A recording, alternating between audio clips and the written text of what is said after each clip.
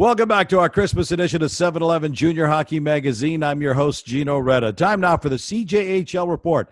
The Canadian Junior Hockey League brings together 135 teams in 10 Junior A leagues involving over 3,000 players from right across the country. The Brooks Bandits of the Alberta Junior Hockey League have been one of the most successful teams across the nation for the last decade, and we're pleased to be joined now by Bandits head coach and general manager Ryan Papaioannou. Ryan, welcome to the show. How are you holding up? Yeah, I'm doing well, thanks. I appreciate you having me on, and probably doing the same as everybody else, just kind of waiting this thing through. It's been a wild year. The Bandits have played just 2 games this season. You guys won both of them, so that's good. You're batting 1,000 right now. Give our listeners an update on what's going on right now in the province of Alberta, because it's amazing from region to region across our country how things vary.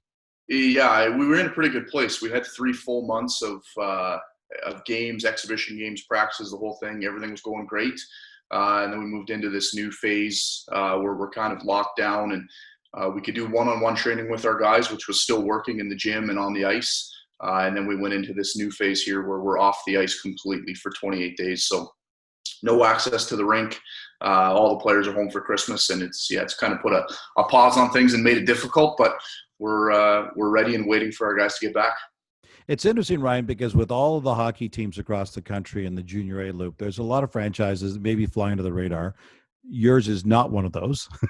The Brooks Bandits make headlines constantly. Cale Makar came through your organization. What is it about what you guys have been doing with the Brooks Bandits over the year that continues to attract and churn out this kind of hockey talent? Yeah, it's a great question. I mean, I think for us, we come in with a pretty simple approach. It's just day to day for us, working with our people and our players. And as good as Cale has turned out to be, and we've got another one coming in Corson Kuhlman's. They're the great players. So we just show up, we support them every day, give them all the resources and tools that we have available to us, and try to put a culture in front of them, I guess, where we don't really accept much except their best every day. So we're just trying to look to support them every way we can, and hopefully we get guys like Cale coming out of the program. It looks great for us, great for the league, and we're pretty proud to watch what he's doing now. The family lines are good because his younger brother Taylor is now on your Bandits team. He's already committed to the University of Massachusetts with an NCAA scholarship. Tell me about Taylor. Yeah, Taylor's great. He's been with us for 3 years now. He's our captain this year.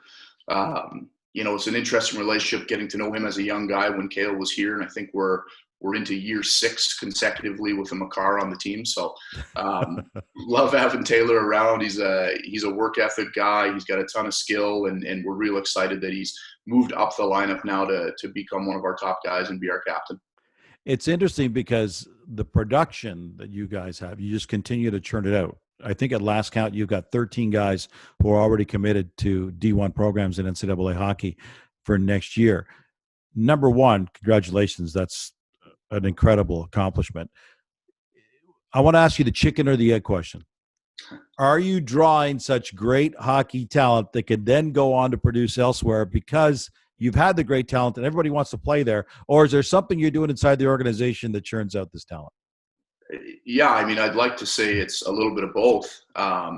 We love to now be able to use our name and use our kind of recruiting footprint and the network to make sure that we get guys that already have scholarships or that are extremely close. But I think that part said, we've got other guys that have come in and not been on the radar at all. And, I think through their work ethic and then through our relationships, we've been able to get them opportunities at the next level. And then at the end of the day, for all of our guys, it's up to them what they're able to do once they get there. And we just want to make sure that they don't end up in the NCAA and they're just on the team, that they're guys that can come in and flourish in year one and be freshmen that contribute. So that's kind of been always the goal here for us.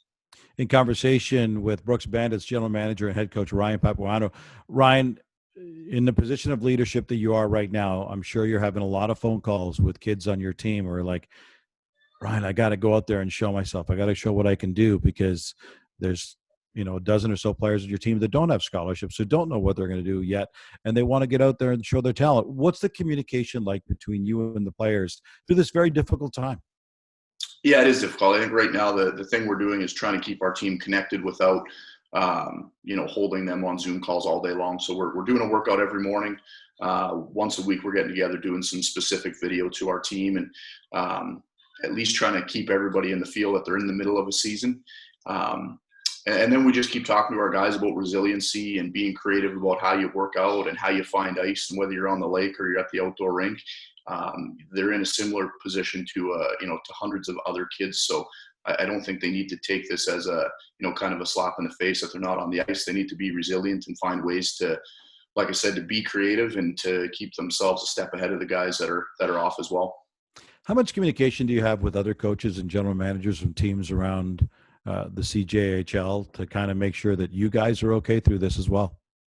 Yeah, quite a bit. I think talking to guys in different leagues just to see where they're positioned in terms of return to play and different ideas on how they're planning to come back. And then within our own league, just speaking about different things, whether it's our coach and general managers committee that we have in the AJHL, or it's just those one-on-one talks trying to find out, what other teams are doing with their guys at this time. And like you said, how many guys are getting antsy about playing and what the options are and things like that. So trying to be communicative with everybody and, definitely let everybody know our plans. And if we can help anybody, we'd like to.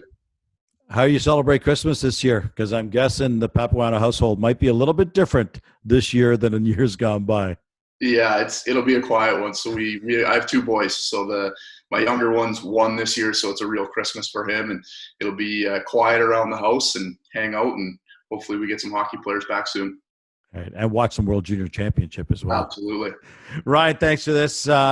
Listen, hang in there. Stay safe. Stay healthy. The best to you and your family for this holiday season. Yeah, thanks, Gino. I appreciate it. That's Brooks Bandits head coach and general manager Ryan Papaioannou. And that wraps up this week's CJHL Report, the Canadian Junior Hockey League. Your future is here. You're listening to Canada's only nationally syndicated junior hockey radio show. This is our Christmas edition of 7-Eleven Junior Hockey Magazine.